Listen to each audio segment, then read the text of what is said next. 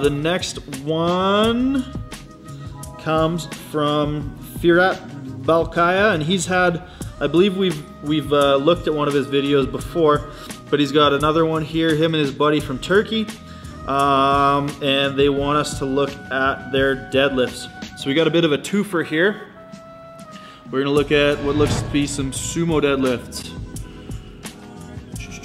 All right, it's a very fancy looking gym, cool lighting, lots of mirrors. I'd get a pump there. So it looks like a little bit of a block pull. There's some mats on the floor or whatever. And let's see. All right, so decently upright, and we're hitching on the second rep, which means essentially we're not smoothly locking the bar out. We're supporting it on the thighs a little bit and really hitching on that third rep. Moving on to guy number 2 here. I'm not sure which one's you, Fırat. And not quite locked out.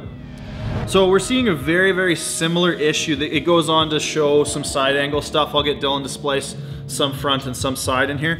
But I can see what I need to see even just from the first couple of reps from this front angle. And that's that you're not getting an adequate amount of extension in your back before you start. And if you are, you're losing it as you start your pull. So guy number 1, I'm just gonna call you Jimbo. Jimbo, we need to get more back extension. You're hitching because you're getting to the top and all your active joints, so your hips are essentially locked, but your back is rounded out. And that's what's causing you to have to hitch it because you don't have the back strength to just do a back extension in that crappy leverage, or in that crappy position with a whole bunch of weight in your hands. So what you need to do is we need to work on getting more back extension when we start the pull, not starting here, so that when we get to the top, it's a matter of the hips locking, not a matter of the hips locking and then the back trying to pull through. So that's a very big thing there.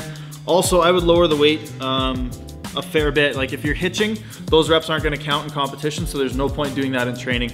After that second rep, I probably would have called it there because that was a hitch. That would be an illegal rep. I would stay away as much as possible from practicing that kind of technique.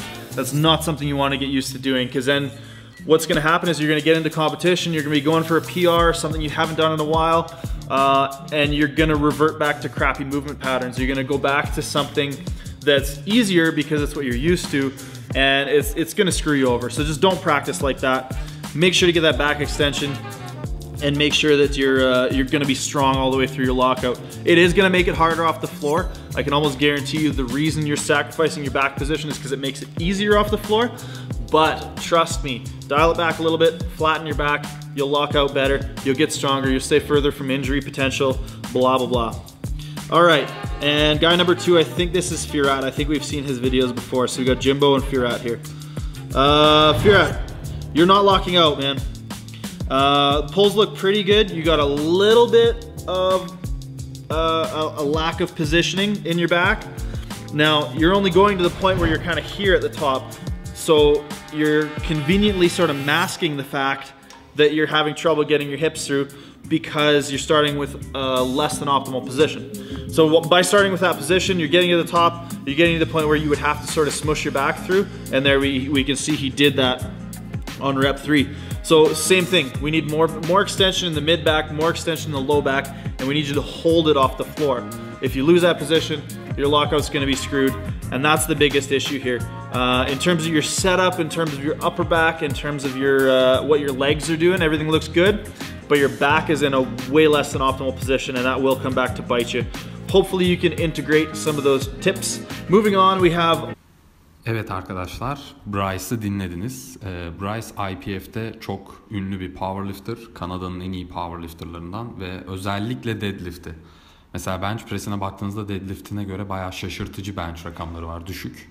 Ama deadlift'i inanılmaz yüksek. Ve benim bu aralar en çok problem yaşadığım lift aslında deadlift. Vücut orantılarım değişti, zayıfladım, kalçam küçüldü vesaire. Böyle pozisyonumu beğenemiyordum bir türlü açıkçası. Squat'ı çok iyi çözdüm. Squat'la ilgili de detaylı videom geliyor olacak. Bench press'im zaten her zaman iyiydi. Fakat deadlift'te verdiği 2 tavsiyeyle sadece bayağı bir yol aldığımı söyleyebilirim. Aslında tek bir tavsiye veriyor ama ben bunu 2'ye böldüm. Birincisi, ben kalçamı çok gereksiz havada başlatıyordum harekete. Başlatmaktan ziyade öyle kuruluyordum.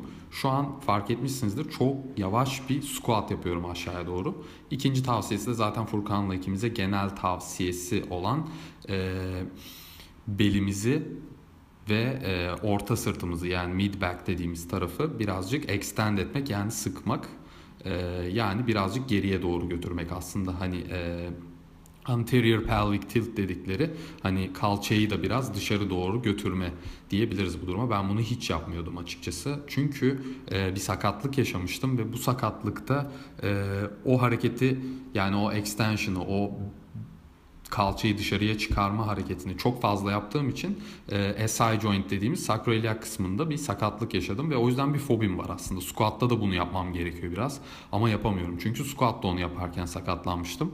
Fakat şu an hareketi bu şekilde yapmaya bayağı odaklandım ve gördüğünüz üzere aslında şu an en iyi deadlift formum. Ve şu anda squat, deadlift, bench press formum en zirve halinde. Belki fark etmişsinizdir, şu an 80 kilo civarındayım. Gittikçe fiziğim de iyileşiyor ve aslında spordaki zirve zamanlarımdayım diyebilirim. Daha detaylı videolar tabii ki geliyor olacak. Fakat deadlift formu böyle arkadaşlar. Yavaş çekimde de siz izliyor olursunuz. Umarım faydalı olmuştur. Bir başka videoda görüşmek dileğiyle. Hoşçakalın.